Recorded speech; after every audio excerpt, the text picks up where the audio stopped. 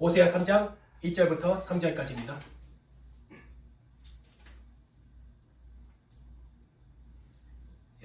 읽겠습니다. 여호와께서 내게 이르시되 이스라엘 자손이 다른 신을 섬기고 건포도 과자를 즐길지라도 여호와가 그들을 사랑하나니 너는 또 가서 타인의 사랑을 받아 음녀가 된 그 여자를 사랑하라 하시기로 내가 은 15개와 보리 한 호멜 반으로 나를 위하여 그를 사고 그에게 이르기를 너는 많은 날 동안 나와 함께 지내고 음행하지 말며 다른 남자를 따르지 말라 나도 내게 그리하리라 하였노라. 아멘. 기도하겠습니다. 하나님 드디어 이제 성경 인물편을 가지고 이제 설교를 합니다. 주여 저에게 여러 가지 깨달음을 주셔서 감사합니다. 이 깨달음을 나누는데 제 입술과 함께하여 주시옵소서. 감사드리며 예수님의 이름으로 기도합니다. 남자들의 입장에서 이 성경의 여러 인물들 중에서 불쌍하면서도 어떻게 보면 대단한 인물이 바로 호세아입니다. 그는 그 북이스라엘의 한 선지자였는데 어느 날 하나님이 그에게 너는 가서 과거같이 몰라는 그런 이상한 여자하고 결혼하고 그 여자하고 비슷한 자녀들을 낳으래요. 차라리 그 예레미야였으면 좀 나았을 뻔할지도 몰라요. 그는 뭐 평생 독신을 살아서 이렇게 인생에 꼬일 일은 없는데 이 호세아라는 사람은 아내를 잘못 만나가지고 인생에 꼬이게 된 겁니다. 정말 어떻게 보면 굉장히 불쌍한 사람입니다. 그래서 고멜이라고 좀 그 과거가 안 좋은 여자하고 결혼해가지고 자녀 3명을 두게 되었습니다. 그러니까 어느 날 밖에서 일을 보고 돌아오는데 애 3명이 우는 거예요. 왠지 아세요? 아내가 도망가 버린 거예요. 수소문하고 찾아보니까 아내는 어떤 남자하고 눈이 맞아가지고 어디 도망갔대요. 가서 찾으려고 하는데 그 사람이 완전 양아치 중에 양아치예요. 거의 인간보다는 사탄에 가까워요. 돈 내놓으래요. 자기 아내를 찾겠다는데 돈 내놓으래요. 오늘날 돈으로 얼마인지 아십니까? 환율마다 다르지만 대충 1200만 원이라고 보시면 됩니다. 노예 한 명 그 가격이라고 보시면 돼요. 즉 이 양아치는 이 고멜을 어떻게 보면 노예 취급한 거죠. 나중에 이제 조금 거기에 대해서 말을 하겠지만요. 호세아가 화가 안 나겠습니까? 하지만 애들이 배가 고프니까 빨리 얼른 집으로 돌아갔습니다. 그 호세아 그 7장에 보면 7장 8절인가 그때 거기에 보면 이런 말씀이 있습니다. 에브라임은 여러 열방에 섞여가지고 뒤집지 않은 전병과 같도다. 어떤 영감을 받았길래 이 설교를 할까? 약간 그 추측해 보건데 누군가는 밥을 해야 할 거 아니에요. 아내는 도망가고. 어떻게 했는지 아십니까? 그 중동 같은 데 보면 오늘날 특히 레바논이 그런데 그 화덕이 있습니다. 돌 아니면 철로만 이렇게 그 소뚜껑처럼 생긴 화덕이 있어요. 달궈지면 물에 이렇게 쫙쫙 뿌리고 반죽을 얇게 이렇게 해놔요. 어느 정도 익으면 뒤집어가지고 이렇게 전병처럼 이렇게 굽는 요리가 있습니다. 그런데 호세아가 그 당시 때 그 밀가루 따로 팔지 않았대요. 그러니까 그 밀 있잖아요. 집에 밀 있잖아요. 밀알. 가지고 거기다가 절구에 넣어가지고 힘들게 일일이 이렇게 해가지고 갈아가지고 밀가루를 겨우 내가지고 반죽한 다음에 이게 밥을 만들려고 했는데 이제 그 화덕에 일단 그 반죽을 어렵게 올려놨어요. 그런데 갑자기 자기 애들이 싸우는 거예요. 자기 애들이 싸우거나 아니면 뭐 아빠 나 화장실 가야 돼. 뭐 이렇게 변소 데려가 달라고 이렇게 말을 했던 것 같아요. 그래서 제때 그 뒤집지 못한 것 같습니다. 그래서 어떻게 됐습니까? 위는 설 있고 밑에는 완전 새까맣게 타버렸겠죠. 아마 그 경험을 바탕으로 이 설교를 하지 않았나 싶습니다. 그냥 아주 비참하게 살았던 거죠. 혼자서 애 3명을 이렇게 돌봐야 하니까. 일에 또 따로 해야 되고. 와.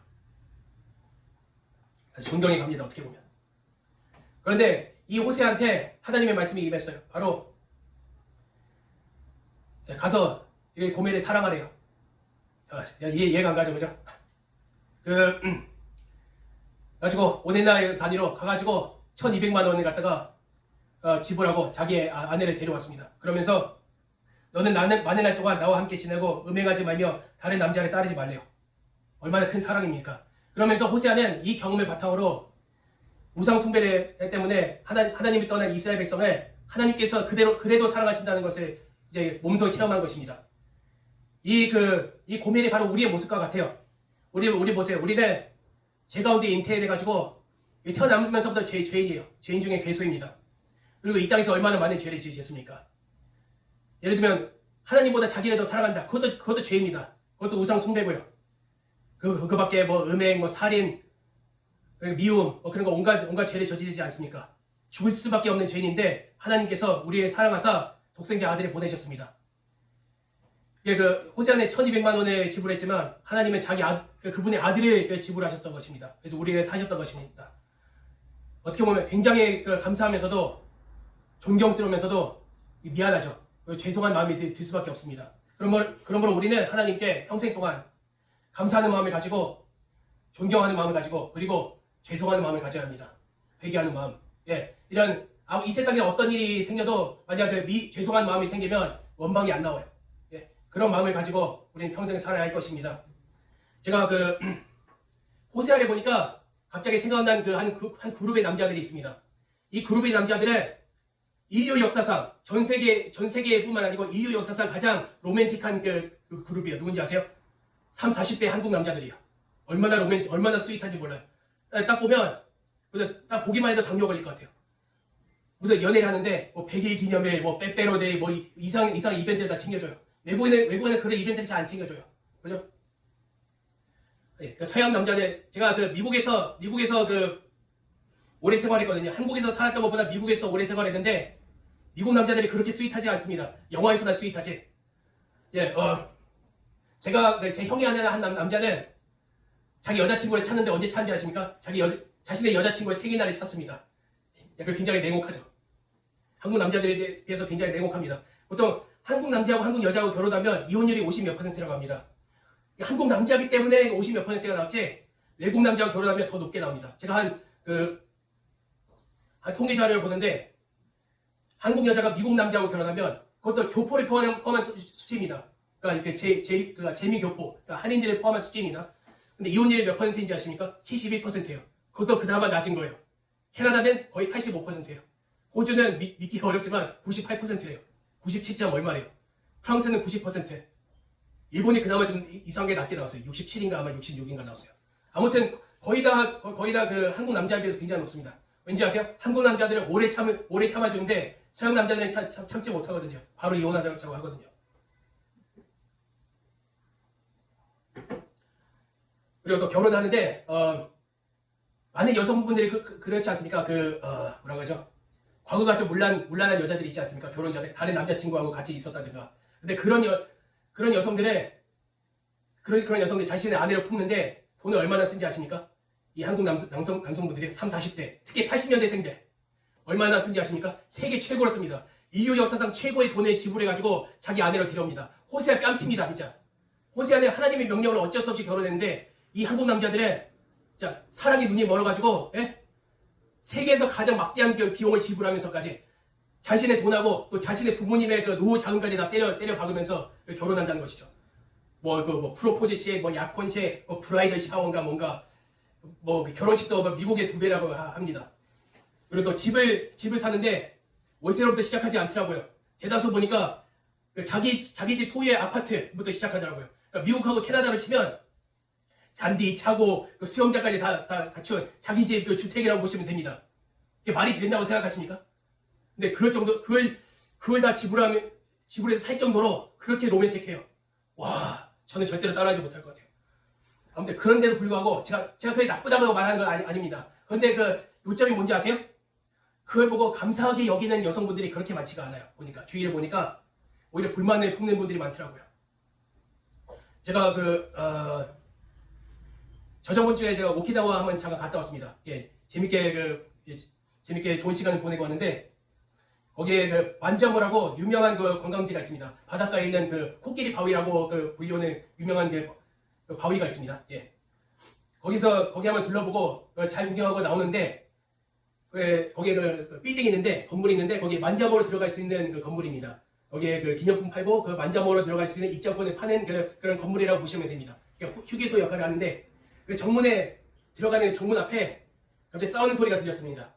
가서 보니까 공교롭게도 한국인 부부예요. 한국 분들이 보면 좀 창피하겠죠, 그죠? 그것도 싸우다기보다는 여자가 그러니까 아내가 남편한테 일방적으로 막 소리를 막 지르는 거예요. 얼마나 소리가 큰지 만자모가 바다에 가라앉겠더라고요. 와, 이게 무서울 정도로. 뭐라고 하는지 아세요? 야, 이기적인 놈아, 야, 이 미친 놈아, 야, 이 사이코패스야, 막 이런 온갖 욕을 하면서 하는데 밑에는 2살짜리 애가 있는 거예요. 애가 있는데도 불구하고 그 목장에서 그 사람들이 많은 사람들이 막 지나갔었어요. 일본인들 뭐 그 한국과 중국에서 온 관광객들 막 지나가는데 그 앞에서 싸우면 구석에 싸우지 왜 거기서 싸워요. 창피하게. 또 철없는 그런 애들도 아니에요. 그러니까 딱 보면 30대 중후반 정도 되는 나이였어요. 제 형하고 비슷한 나이였던 것 같습니다. 그렇게 막 여자가 남자들이 이렇게 막 소리 막 지르면서 그런 거예요. 자, 그 내용을 살짝 엿들었습니다. 안 들으려고 해도 들릴 수밖에 없어요. 워낙 크니까. 대충 이런 내용이었어요. 남편이 그 건물 안에 들어가서 음료수 사려고 들어갔는데 자기 거만 사왔다는 거예요. 아내 거 안 사오고 자기 거만 사왔다는 거예요. 그것 때문에 싸운 거예요. 뭐 심각한 내용도 아니에요. 뭐 애가 무슨 위독하는지 뭐 그렇게 싸울 수도 있는 거예요. 뭐 남편이 무슨 큰 죄를 저질렀다는 게 그것 때문이 아니고 그 사소한 거 하나 때문에 그렇게 싸운 거예요. 소리를 지르면서. 저는 거기서 두 가지가 생각났습니다. 첫째는 뭐 국제망신, 국제망신이고 둘째는 뭔지 아십니까? 이 여성분은 이 남편분한테 조금의 그 존중이 없구나 이렇게 생각을 했습니다. 최소한의 존중하고 그런 감사함이 없구나 이렇게 생각을 했습니다. 그래서 만약 이 설교를 보시는 이혼분들은 만약 배우자가 놓고 기도할 때 이렇게 기도하셨으면 좋겠습니다. 첫째는 당연히 믿음이고 둘째는 외모 그딴 거 필요 없고 존경하는 마음, 감사하는 마음을 가진 배우자를 달라고 이렇게 기도하시기 바랍니다. 제가 별거 아닌 것 같아 보이죠? 여러분, 이 2살짜리 애가 나중에 커가지고 자신의 아버지를 어떻게 대할 것 같습니까? 자기의 엄마가 자기 아빠를 이렇게 막 하대하고 마치 주인님이 그 노예를 하대하듯이 막 소리 지르듯이 이렇게 대하는 것을 보면서 자라면 과연 자기 아버지를 진짜 아버지답게 대할까요? 아니 함부로 대할까요?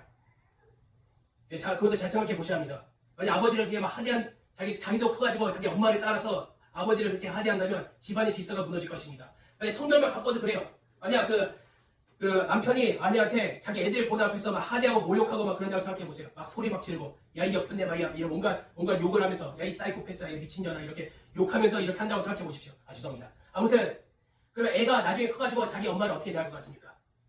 예? 함부로 대할 것 같습니까? 아니면 진짜 어머니처럼 존중에 대할 것 같습니까? 함부로 대할 가능성이 크다고 봅니다. 그래서 이런 애들이 나중에 커가지고 금쪽이가 될 가능성이 커요. 예? 저는 뭐 오은영은 아닙니다. 저는 오은영은 아닌데 저같이 비전문가들도 그게 딱 보인다고요. 예, 아무튼 결혼하신 분들은 어떤 부부를 모델로 삼아야 하는지 아십니까? 바로 아브라함과 사라입니다. 아브라함은 사라 보고 여왕님이라고 불렀습니다. 사라가 여왕이라는 뜻이에요. 만국의 어머니. 이 여왕이라고 불렀고 사라는 아브라함 보고 만국의 아버지라고 불렀습니다. 그리고 내 주여라고 불렀습니다. 예, 거기까지는 아니더라도 최소한의 존중과 하시는 분들 감사하시기 바랍니다. 부탁입니다. 근데 이 싸움 하는 모습이 우리의 모습도 된다는 것입니다. 우리가 이 신앙생활하면서 얼마나 가끔 시험에 들 때가 있지 않습니까? 하나님한테 시험될 때도 있고 하나님한테 실망해가지고 믿음을 떠나는 사람도 있습니다. 그리고 같이 믿는 믿음의 형제 자매한테 시험 들어가지고 나가는 사람들도 있습니다. 여기 이 자리에도 그런 분들이 좀 계셨습니다. 지금은 안 계시지만. 근데 나간다고 해서 그렇게 행복해지나요? 잘 생각해 보시기 바랍니다. 고멜이 자신의 남편 호세아를 떠나가지고 행복했을 거라고 생각하십니까? 제가 먼저 말씀드리지만 착한 남자들의 문제점이 뭔지 아십니까? 착한 남성분들 잘 들으십시오. 당신들의 문제점이 뭔지 아십니까? 바로 지루하다는 거예요. 지루해가지고 남성다운 매력이 없대요.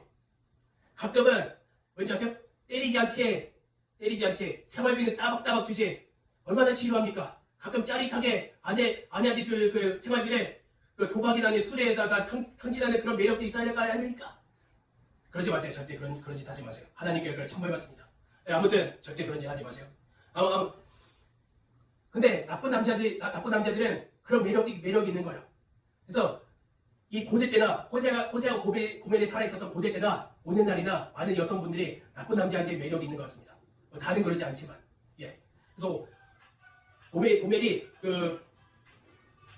소위 말해서 지루한 결혼 생활. 이 호세아가 자기를 때리지도 않고 생활비는 얼마나 버는지 모르지만 그걸 따박따박 받쳐주고 이런 지루한 그런 결혼 생활 끝에 어떤 남자를 만난 거예요. 얼마나 매력이 있는지 몰라요. 그래서 그 남자하고 눈이 맞아가지고 나가버린 거예요. 자기 자녀들, 이 세 자녀들, 자기 남편을 다 팽개쳐주고 나가는 거예요. 행복했을 것 같습니까? 그 어떤 남자들은 만약 사랑하면 진짜 안아주고 뭐 그런 사람도 있는데 다정하게 대해주는 사람도 있는데 사랑 표현을 때림으로 하는 사람들이 있대요. 약간 좀 정신 나간 사람들이 있대요. 아마 이 남자도 거기에 속하지 않았나 싶습니다. 예를 들면 고멜이 안아달라고 하면 주먹이 날라오고 뽀뽀해달라고 하면 입술에 발이 날라와요. 그리고 생활비에다 달라고 하면 술병이 날라오고 그리고 좀 항의를 하면 머리채 잡고 땅바닥에 지지직 끌려가지고 두들겨 맞는 거예요. 온몸이 막 뼈가 막 으스러지고 피멍이 다 나고 이제 죽게 된 거예요. 곧 있으면 이제 거의 죽게 될 때 어떤 남자가 찾아왔어요. 다름 아닌 자신의 남편 호세아입니다. 1200만 원이라는 큰 값을 지불하고 자신의 도로 데려온 거예요. 그래서 이 고멜은 호세한테 미안한 마음, 감사하는 마음으로 평생을 보내지 않았나 뭐 그렇게 믿고 싶습니다. 성경에는 이 이후에 어떻게 되는지 막 이렇게 기록은 안 되어 있습니다. 그렇게 되기를 바랍니다. 제발 부탁이에요. 아내 자식들이 불쌍하지도 않나. 아무튼 우리는 이 고멜보다는 누구를 롤모델로 삼아야 되는지 아십니까? 바로 기생 라합입니다. 기생 라합. 우리도 기생 라합하고 두 가지 공통점이 있습니다. 첫째는 죽을 죄인입니다. 기생이 뭔지 아시죠? 과거가 좀 더러웠던 그런 여자였다는 뜻입니다. 두 번째는 뭔지 아십니까? 이방인이에요. 우리 뭐 혹시 유대인입니까? 아니죠. 영적으로 보면 우리는 이 자리에 계신 분들, 저도 그렇고 한때 다 불신자들이었습니다. 영적으로 보면 불신자들이었습니다. 게다가 라헬이 대단한 게 뭐냐면 하나님이 이스라엘 민족 목전에서 베푸신 기적을 자기는 보지 못했어요. 그런데도 불구하고 그 기적에 대한 소문에 자신이 듣고 하나님을 믿은 거예요. 그러자 믿음으로 말미암아 듣고 믿음으로 말미암아 이스라엘 족속에서 2명의 정탐꾼이 왔는데 그들을 보호해주고 숨겨줬어요. 대단한 믿음 아닙니까? 혹시 혹시 그러다가 잡히면 어떡해요? 죽는 거 최소 사형 아니에요. 끔찍한 형벌을 받는 거 아니에요. 그럼에도 불구하고 이 정탐꾼을 숨겨주면서 자신의 신앙 고백을 해요. 여호와 하나님, 너희 하나님은 하늘에서도 하나님이시고 이 땅에서도 하나님이시다. 그러니까 신들 중에 신이시다. 이렇게 인정을 한 거예요. 그러므로 그는 이 라합은 믿음으로 말미암아 자신뿐 아니라 자신의 가족까지도 구원받았어요. 구원받았고 그리고 어떤 썰에 의하면 정탐꾼 중에 하나가 살몬이었대요. 뭐 그런 썰이 있습니다. 성경에는 정확히 안 나오지만요. 이 정탐꾼 중에 한 명하고 결혼했다는 썰이 있습니다. 그 뜻이 뭔지 아십니까? 라합은 이 두 대상한테 감사를 느꼈을 것입니다. 첫째는 하나님께 자신을 살려주시고 구원하신 하나님께 감사했다는 것이고 둘째는 자신의 이 더러운 과거를 용서하고 자신의 아내로 품어준 이 살몬이라는 사람에게 감사함과 존경심을 가졌을 거라고 봅니다. 그렇게 함으로써 이 기생 라합은 예수님의 족보에까지 들어가게 되는 영광을 누렸던 것입니다. 우리는 이 기생 라합처럼 하나님께 그리고 이 주의 믿음의 형제 자매들한테 감사하는 마음을 품으시다. 존경하는 마음. 그리고 하나님한테는 특히 죄송한 마음 이렇게 품으면서 사는 우리 성도들이 됩시다. 기도하겠습니다.